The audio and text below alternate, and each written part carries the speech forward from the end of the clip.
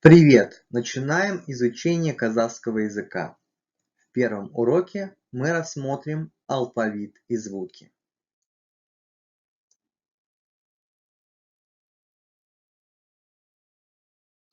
В первой таблице находятся гласные. Все гласные размещены в следующем порядке. 8 гласных образуют пары по твердости и мягкости. А, Э, О, О, а также буква Е. Во второй таблице находятся согласные. 15 согласных также образуют пары из звонкого согласного и его глухого аналога.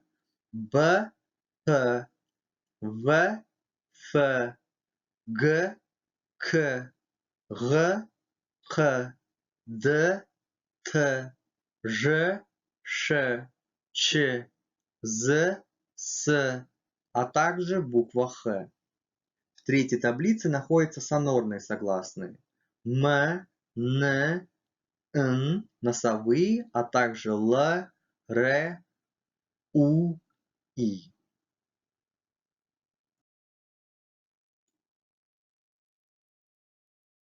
Теперь составим алфавит и на примере слов произнесем звуки. При произнесении твердых звуков язык отодвигается назад, а при произнесении мягких звуков кончик языка продвигается вперед.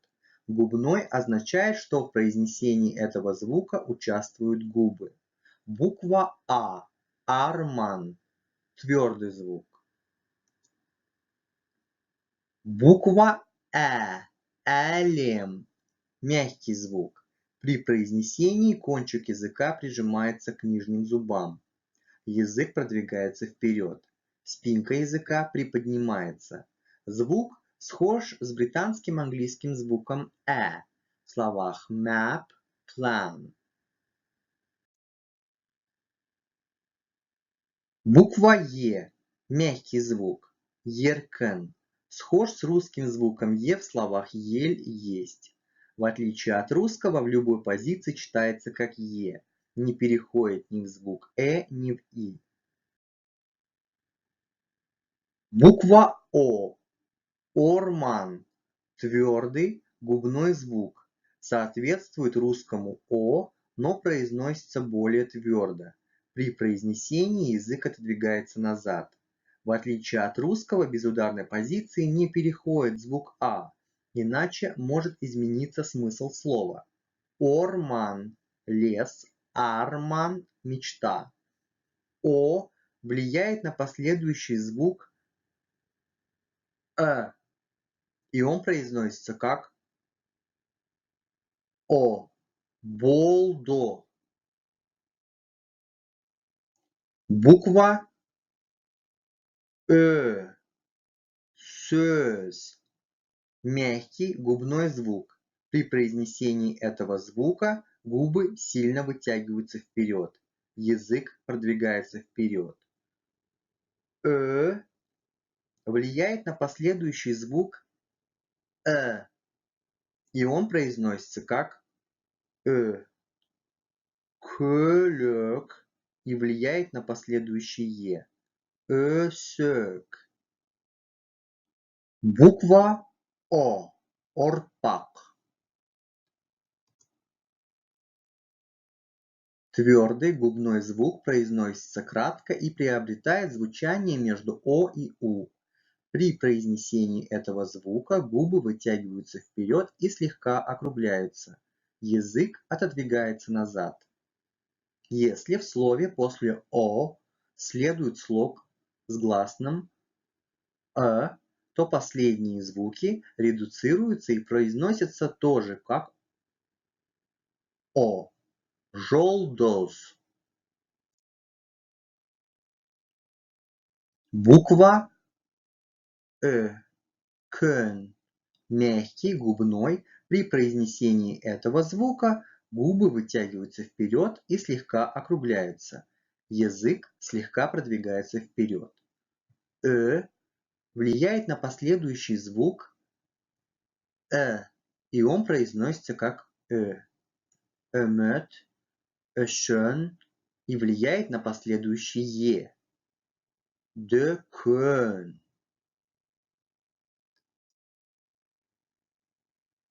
Буква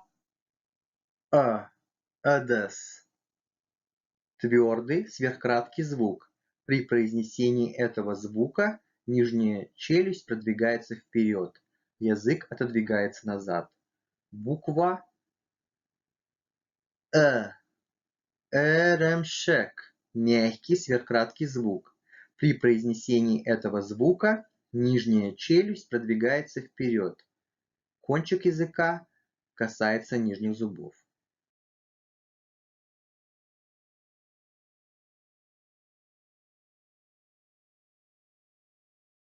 Теперь добавим в наш алфавит 7 звонких согласных. Б, В, Г, Г, Д, Ж, З. Произнесем букву Г, которой нет в русском языке. Гасар, сагат. Звонкий заднеязычный. При произнесении этого звука задняя часть языка смыкается с задней частью неба, образуя щель, через которую выходит поток воздуха с участием голоса.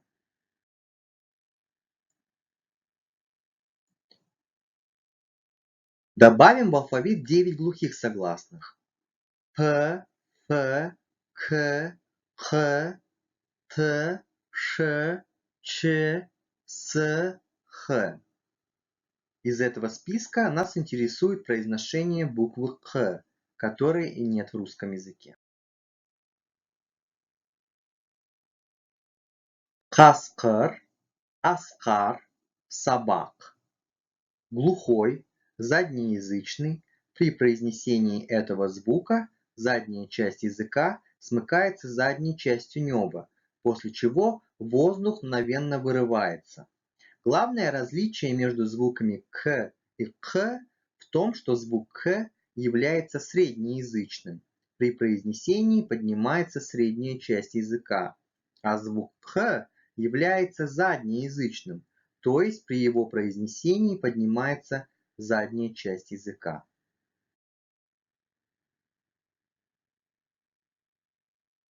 Осталось добавить 7 сонорных согласных, из которых 3 буквы отсутствуют в русском.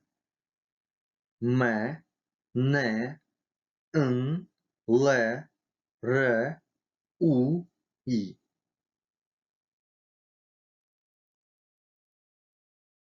Первая буква И. В твердых словах читается твердо, в мягких мягко. Жиналас, жидек. В односложных словах И в основном мягкое. Би, ит. Исключение твердое слово мы. В сочетании с буквой А произносится как Я, в сочетании с буквой У произносится как Ю. Например, Ягни, Коян, Аю. После гласной читается как Е. Айлак. Вторая буква У. В твердых словах читается твердо. Рухани. В мягких мягко. Сурет. В односложных словах У твердое. Ту. Есть еще третье произношение. В, как в английской W, когда буква У стоит перед или после гласной, в начале, середине или в конце слова. Вакат, наурас, актау.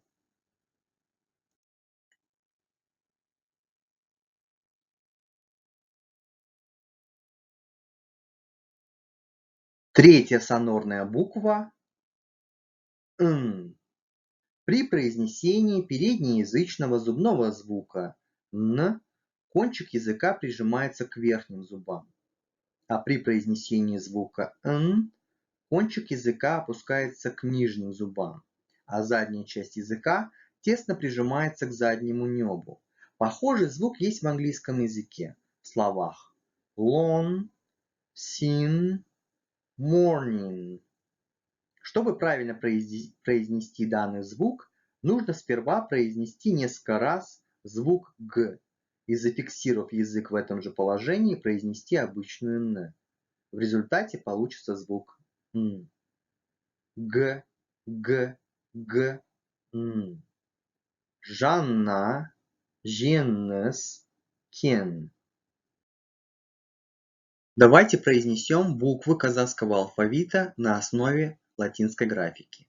А, Э, Б, Д, Е, Ф, Г, Г, Х, Э, И, Ж, К, Л, М, Н, Н, О, Ö, П, Х, Р, С, Т, О, Ö, В, Э, У, З, Ш, Ч.